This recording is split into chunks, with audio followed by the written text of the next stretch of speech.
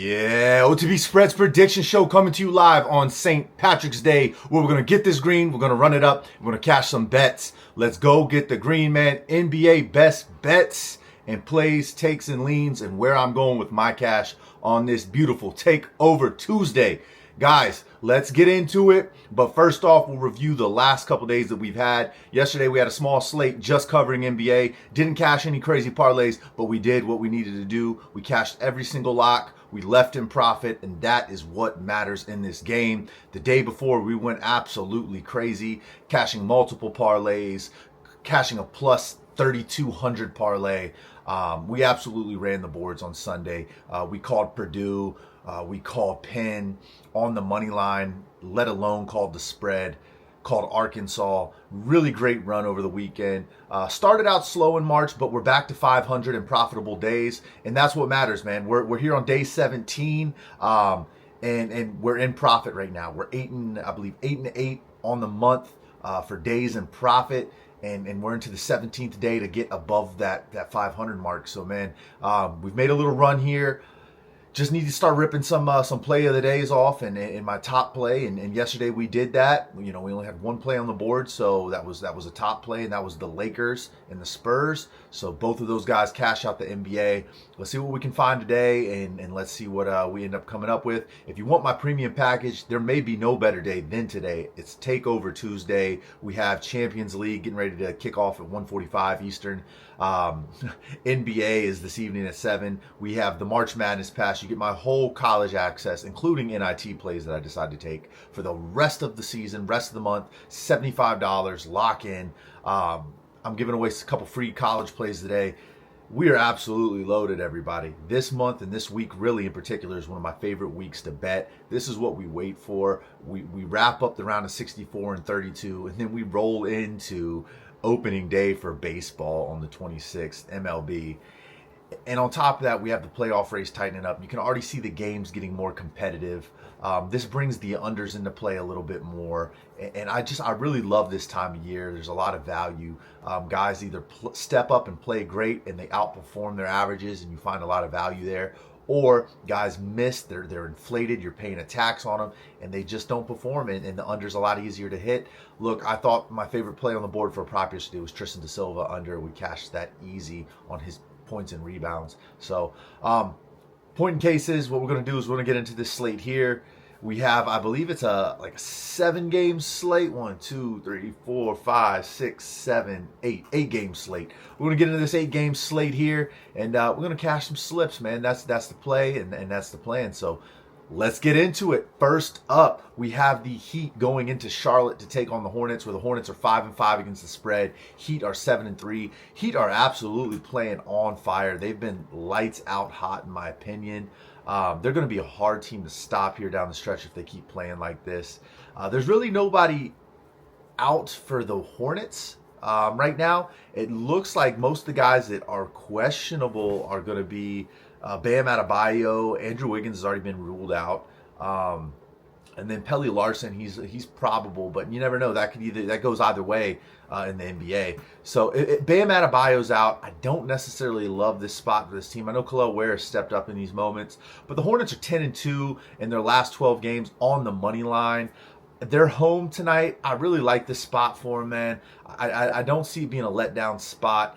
I wish there was more value on the money line here because the Heat have been playing pretty damn good ball, but I would normally say, hi, I want that +4 in my pocket in this situation with such a tight competitive team and the Heat playing so well against the spread as of late.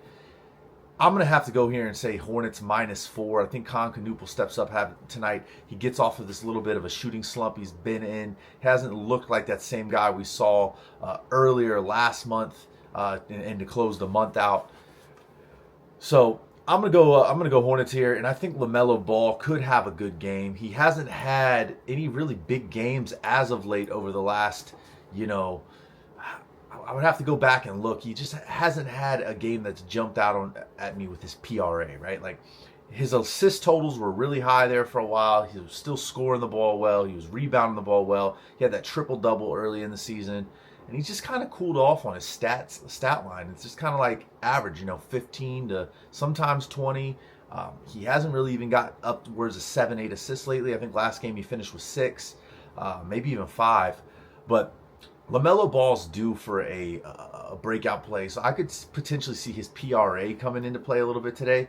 If you can find that at 31.5, I like it on the over because he is due, and I think the Heat play at a fast pace that could suit LaMelo's game. Favorite player prop personally for me on the board is going to be Pelly Larson for 10 points today.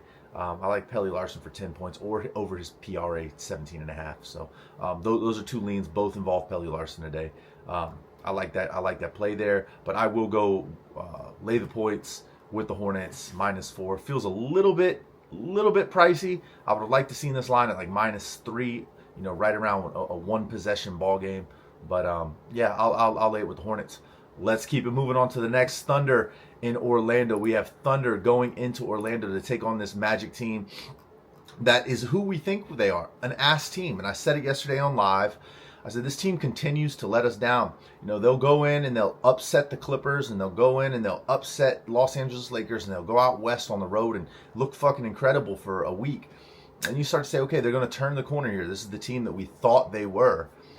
And they don't turn out to be that team at all. They go back to doing what they're doing and losing to teams that are good, and they're going to beat the teams that are bad, and they're going to fool you. And occasionally they step up and they play a tough team like the Lakers and the Clippers, and they win. My take is this on the Magic. The Hawks are hot. They're really hot right now. I mean, the Hawks have won 9 straight. Is this just the Hawks being the better team? Because I do personally believe the Magic at this point, I believe they're going to get bounced first round of the playoffs. I don't believe they make it out the first round. They could run up against the Hornets. They could run up against, who else could they run up against off the top of my mind, like the Hawks? There's so many teams that are to the same caliber. If they ran up against the Miami Heat, they lose to them as well. I think any of those teams in a series, obviously Pistons for me is an easy call. Knicks for me is an easy call. Cleveland for me is an easy call. Any of those teams out of the East, if the 76ers find a way to sneak in, which I think they will, I think the 76ers with a Maxey and an Embiid could beat them over a 4-game stretch. But that might be the only team they could get past, and I still don't think they can do it. I think they get bounced the first round. This team's been a letdown spot. Oklahoma City's 9-0 in their last 9 games. They're 8-2 against the spread, versus specifically just against the Magic. Their last 10 matchups against the Magic, they're 8-2 against the spread. Give me the Thunder, lay the points, -7. Not scared of it. If this line moves upward to -8, I'm not scared of that either. Thunder are going to come in here tonight. Looks like the Thunder are fairly healthy in this spot. I don't see a lot of issues on the injury report. Looks like everybody's a go other than Jalen Williams, who's pretty much been out most of the season. All I need to know is Chet Holmgren, Isaiah Hartenstein, Isaiah Joe, Cason Wallace. Those guys are going to be playing alongside the man SGA. Yeah, we're not going to get into this one much longer. So give me the Thunder, lay the points. Here we go into Washington. I do not like taking anything with Washington these days. They're the weirdest fucking team to bet. But this line does feel a little short, and I don't know why it feels so short. It opened up at -12.5. And I would just be curious to see on exactly where FanDuel is right now. It has moved all the way up to 17.5. I never saw it at 12.5, but what I'm reading over here on the screen is that that's where it opened. I never saw it there. Plus 17.5. Detroit going into Washington on the road. Detroit hasn't looked like the same team as of late, but man, you don't know what you're going to get with Washington. I mean, look, they just played competitive the other day. And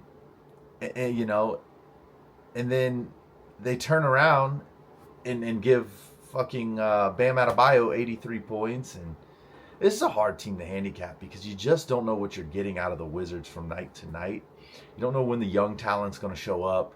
You don't know when they're going to rest the starters. You just don't know what you're getting out of this Wizards team. But they're 4-6 against the spread, and the Pistons are 3-7. This is 17.5 points. The Wizards are on a back-to-back. The Wizards have only won 2 games on the money line in their last 25. Man, to me, this is a lot of points to lay with a Pistons team that really hasn't been blowing teams out. I would like to say the Pistons a get-right spot here on the road, healthy. Looks like Trae Young and Sarr are both going to play, but honestly, I think they might. The younger offense might play better without them. This one is a tough one, man. I really don't want anything to do with this game. I don't. I won't have. I will have $0 on this game. Part of me wants to say it could be the Wizards tonight getting 17 and a half. You know, the Pistons are up by 15 late in the game. They take their foot off the gas. I just don't see it happening, man. It's, to me, this is going to be like 136 to 105. So give me the Pistons here. I'll lay the points if you made me bet this, but I will have $0 on this game, especially straight up. I don't like laying that many points with a team that has seemed to cover randomly. I mean, their cover rate is still around 500, which is just because they get so many points. And sometimes they backdoor teams. Sometimes they play more competitive. Now, I will say this could be a rest spot for Cade Cunningham. They're already on 1 day of rest. There's no reason why they need to rest Cade even more. But if they decided to do that with their starters against this team, that's where maybe putting some money on the plus 17 or an alt line upwards to like plus 23 inside of a little parlay might be worth it, because if they rest any of the starters, then that number is definitely in play. My thought on this game is that Cade Cunningham, Jalen Duran, Duncan Robinson, those guys, Ausar Thompson, they become too much for the Wizards' backups with Sarr and Trae Young out. And Sarr and Trae Young really aren't elite anymore, in my opinion. Sarr never really developed, and Trae Young is just, he's not the guy he used to be. Prop that I like today, I think I really like the Duncan Robinson points and assists over 11.5. Duncan Robinson's capable of knocking down 4 threes and covering that by itself. Now, you're telling me all he's got to do is knock down 3 threes, have 9 points, and pass for 3 assists. I think that's definitely within the realm of possibilities. And I really do like him knocking down 4 threes today. I think that the Wizards give up a lot of threes. He'll get a lot of those kickouts with Cade. I like this spot for Duncan Robinson on points and assists. But yeah, man, that's where we're at on this one. I won't take much longer on it. So let's get into the next one, Pacers-Knicks. I really wish the Knicks had been playing better ball coming to this one, because it might be a little bit easier to handicap, in my opinion. This one is an interesting one because it's plus 14.5 with a sneaky Pacers team. This Pacers team has been sneaky at times, but they have not been covering these big numbers that they get. And that's the thing. You don't know what lineup you're going to get. They're in official tank mode. They're not looking to win games at this point. So, cheers. So, with that said, I think I'm going to go Knicks here. I'm going to lay it. This feels like a very chalky spot today. I don't really like this slate as much as I would have imagined. It looks like the line movement on FanDuel for that, just to backtrack to that Thunder and Orlando game, is -10. Wow. That's a tough one. Back at home now, you know, that line moved from 8 all the way up to 10 now. That's a tough one. I'm still, because they just got beat last night. They're on a back-to-back. Yeah, we're going to stick with our original read. We're going to just up the ante on the Thunder and then lay the 10. These spreads are heavy tonight, and they've been all week. They've been all week long. In this spot, with the Knicks taking on the Pacers, it looks like the Pacers are without a ton of people again. It looks like Neesmith's out, Nembhard's out. Or they're at least questionable. They haven't been ruled out yet. I bet they end up ruling them out. You already got Furphy's out for this game. It does look like Siakam's going to suit up. Looks like Toppin may suit up. Zubac is... Dude, their whole lineup is questionable. Like, how can I make a proper decision on this number with the questionable, the injury report looking like this? You got 4 starters questionable. Like, I can't make a decision if I want to lay or take the 14.5 against a good New York Knicks team at home, where the Knicks have been great at Madison Square Garden, like all year long, one of the best covering teams at home against the spread. Oh man, this is you know what? Knicks have been playing better ball. They're 6-4 against the spread over the last 10. I'll lay the 15 points with the Knicks. I don't love this spot, man. I really don't. I don't want to lay big double-digit numbers on all these teams. Like, we laid a couple big numbers the other day, and they hit. And then we took the points on a couple ones, and they hit. And look, we took the Mavs last night, and they didn't cover against the Pelicans. So this is just one of those spots where it could go either way, especially if they decide to fire up the starters with the Pacers. But in this moment, at home, looking at the injury report, I'm going to have to lean on the side with the Knicks here. at minus 15, and that's where I'm going to go. The Knicks are only have one person ruled out. Indiana's got two people technically with Halliburton, but they've got 11 on the injury report versus 2 on the injury report for the Knicks. Like, that's just OD. Like, come on, man. NBA's got to get the shit together with this injury report. It's getting excessive at this point in the season. All right, up next, we're going to go to the Suns and the Timberwolves game. One of the better games on the slate today. Suns are on a back-to-back. This Suns team is not the team that we grew to know earlier in the season, absolutely covering everything we looked at. But in this spot tonight on the road in Minnesota, where Minnesota has actually been inconsistent at home, I haven't liked what I've seen out of Minnesota at home, and they're without Anthony Edwards tonight. I don't know if they get up for this game because they're out without Anthony Edwards, but you're giving me 3.5 in my pocket for the Suns. This is probably one of my more, I guess, a favorite play of the day out of the NBA. If I'm going to play something just straight up by itself, it'll probably be this game, or I will definitely have this maybe in like a 2-leg alt lined up a little bit, but plus 3.5 on the Suns. Give me that. Without Anthony Edwards, their best scorer, Julius Randle hasn't looked good being even the role player this year. He hasn't looked like the same guy from last year. So I'm going to go here and take the Suns. Give me them. They have a pretty healthy and clean injury report. Dylan Brooks is still out, obviously, but Devin Booker's in there. Jalen Green's in there. Got all the usual suspects. And honestly, Gillespie just needs to start shooting the ball better again, and this team's going to be winning more ball games. So give me the Suns plus 3.5. I love that play, man. Let's keep it moving out of that one, and let's see actually if I can give you a player prop out of that before we move on. I think I like out of this one. I think I like Grayson Allen over 20 PRA. So give me Grayson Allen on the PRA 20 over.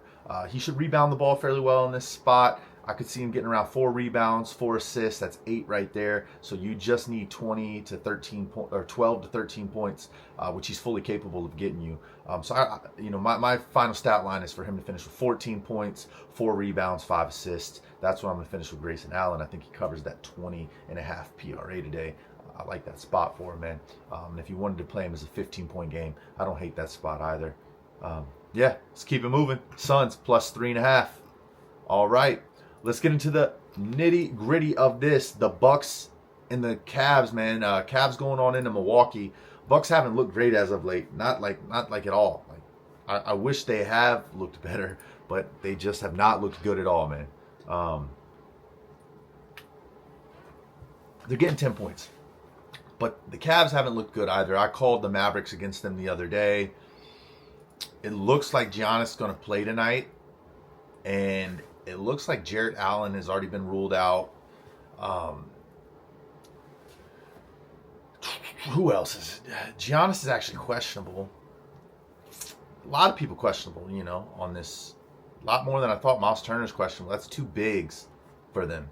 That would open things up for Evan Mobley potentially if Giannis and Miles Turner both miss tonight.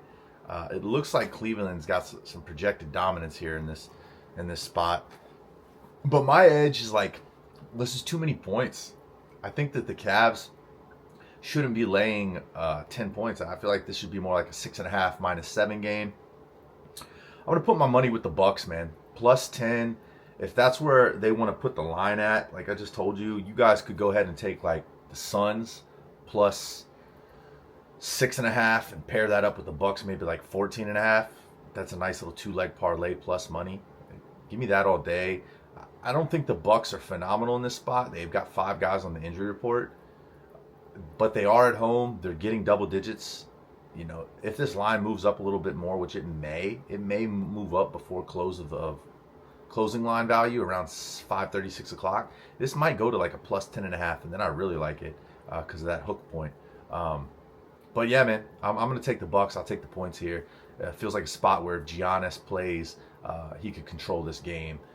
Because Evan Mobley can't handle Giannis. And I know Harden has been playing really well alongside Donovan Mitchell, but they've still shown at times that they struggle to be consistent. And with Jarrett Allen out there, pretty much leaving Evan Mobley on an island to cover Giannis, I should say. I like to say Giannis, but Giannis. I don't like it. I don't like it for the Cavs to cover that big of a number. So give me the Bucks plus 10. And we'll keep it moving on to the 76ers and the Nuggets. 76ers and the Nuggets today. I like this game. I really do. The Nuggets have been playing great at home. But they're 6-4 against the spread. The 76ers are when playing the Nuggets. This injury report is still really deep for the 76ers. It does look like Maxey and Embiid are still out. It does look like Kelly Oubre has already been ruled out. You know, Paul George has been out for, 3 years now? So I don't even look at him when I go to these injury reports anymore. These numbers are crazy. And we've seen in the NBA, bench players can step up any given night and play really good ball and keep these teams in games. They're at elevation, playing in Denver. You got VJ Edgecombe, Justin Edwards, Cameron Payne, Quentin Grimes really leading the charge for the offense there. There's nobody else. You know, Bona's not scoring. Barlow and Waterford, they're not scoring the ball. So it's what can Grimes, Edgecombe, and Justin Edwards create for this team to stay in this thing over the course of 4 quarters? Can they stay within inside of a 16-point deficit? Really is the case. What do they lose by? What's the advantage here? I'm having a hard time with this one as well to an extent, because when I look at this game, I think Vegas is spot on this one. I think the Nuggets are going to win this game right around 13 to 16 points, and that's my opinion. They could easily go in here and beat the living hell out of the 76ers tonight, win by 20, win by 30, which is probably the more likely thing. But I do like the intensity that the guys have been playing with. I would be curious. I think Drummond is playing tonight. I would like to look at that, actually, where Drummond is, if he's in here on this lineup right now. I believe he is, because I don't see him on this injury report that I'm looking at. Let me just double check, guys. Scroll. I don't see him on here, man. But I also don't see him on FanDuel right now, and I don't see him anywhere else. But I'd be on the assumption Drummond's playing, which keeps Jokic a little bit in check. But Drummond can't handle Jokic out on the perimeter, and I don't believe Bona can either. Man, this is an alt line special type of day, guys. I know, you're trying to take the value of minus 110, but this feels kind of like a spot today where you might just want to do a couple 2 legs and take these down a touch, like take Denver down to 11.5 or something like that. Because I could see a backdoor cover here. These guys let off the gas. They keep Edgecombe and Edwards and these guys in the game late, and then they find a way to backdoor cover and lose by 14 when they're down 20 with 6 minutes left. I'm going to have to go here and go with Denver at elevation, at home. This is a get-right spot for them where they can come in here and really make a statement. They have actually been kind of struggling the last couple games to cover some spreads. The Nuggets have been. But they've looked better since that loss to the Timberwolves earlier this month. So with that said, I'm going to lay the 16 points with the Nuggets. I don't absolutely love that spot, but it is what it is. And we have another big one here that we're laying, and that is the Spurs versus the Kings. And this is the funny thing to me about these games. You get a game like we were just talking about the Knicks and the Pacers. You get a game like that. Get a game like that where the team is laying 15. Then you get a game like the Nuggets where they're laying 16. And then, in my opinion, the team that's better than all of them, the Spurs, are only laying 14.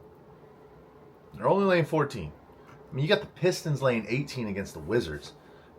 I get it. The Kings have been playing pretty good ball this week, and they're at home. They've looked a lot better as of late.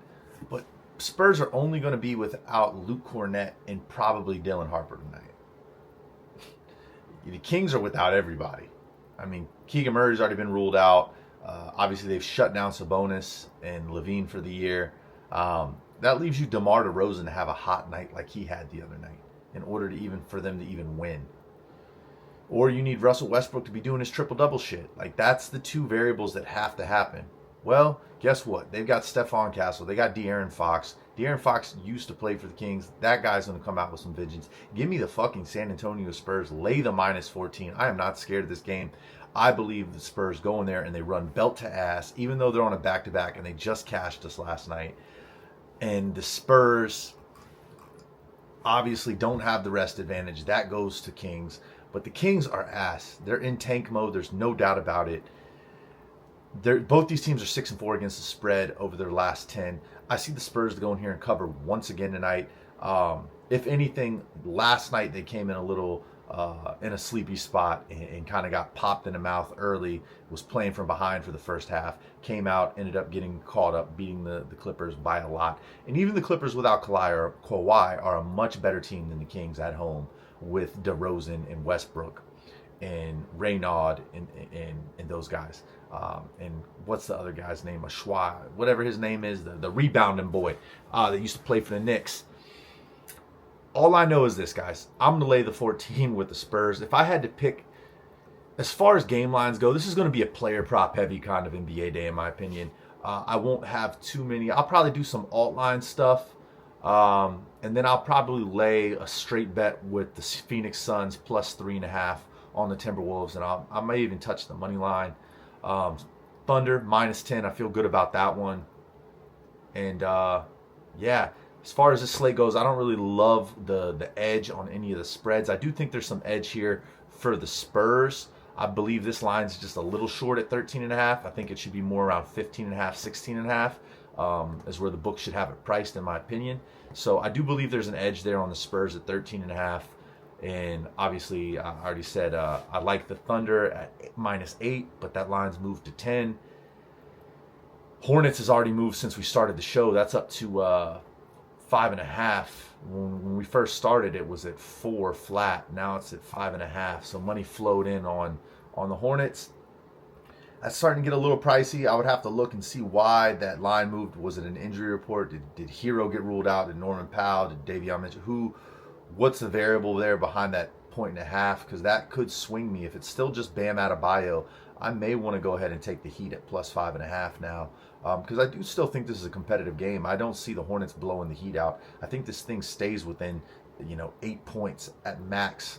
The losing team loses by 8, whether it's the Hornet or the Heat. I think that this game stays within 8 points. So that 5.5 starts to interest me, honestly, now that line's moved up by 1.5. Yeah, man. So just in review, that's the slate, guys. I'm taking the Spurs minus 13.5. And I appreciate you guys tuning in. It is a March Madness kind of day. We have the 2 playing games today. Howard University is playing. And then to close out the night, it's NC State and Texas. Guys, I'm going to give you my leans here at the end of the video just because you watched and tuned in. So I like NC State here on the money line. Give me Will Wade. Texas has been inconsistent. NC State did get beat up on by Texas earlier in the year. I think this is a spot where they get up for it. They come out with vengeance. They did not look good and look sharp to close out the season. This is a spot for NC State to get right and cover that spread. Well, they're actually getting points last time I checked, plus 1.5. But to cover that money line as well, you might even be able to still find it for plus money on a couple books. Give me NC State, give me the Wolfpack, give me Will Wade. I like what those guys are going to bring.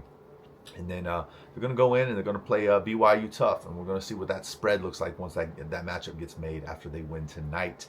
Howard versus UMBC. UMBC Retrievers played pretty good, but Howard was whooping ass, belt to ass, all season long down the stretch. Their numbers they were laying in conference towards the end of the season were double digits. I think Howard is the more talented team here. They have more athletes on that team. They have better shooters, good guard play. I'm going to have to take Howard here on the money line, and I'm not scared of taking the points either. So that's where I'm at, guys, with those 2 plays. If you want to take the points, go for it. I don't really feel like they're worth it in this spot unless you're going to take an alt line and do like a 2-leg. But here I am. I'm taking NC State. I'm taking Howard, both to advance, both to win their playing games. I appreciate you guys tuning in. Final thoughts on NBA. Those final thoughts are going to be Oklahoma City Thunder minus 10. Phoenix Suns plus 3.5. San Antonio Spurs minus 13.5. And honestly, if that injury report's the same and it's only going to be Bam Adebayo, and now you're giving me plus 5.5, I think I'm going to take the Heat in this spot. So, yeah, that's pretty much it. Those are the 4 plays that I would like, and I will probably have some form of money on. All the rest of them are just priced out of market, in my opinion, and not worth the risk. put that money in the NCAA tournament tomorrow, or wait for some NBA games tomorrow and go and attack that. All right, guys, sign up, Takeover Tuesday, March Madness Pass, all that is available. Link in my bio on Instagram. I will have the links up on YouTube here later today. Let's go get it. Book the one way. Happy St. Patty's Day.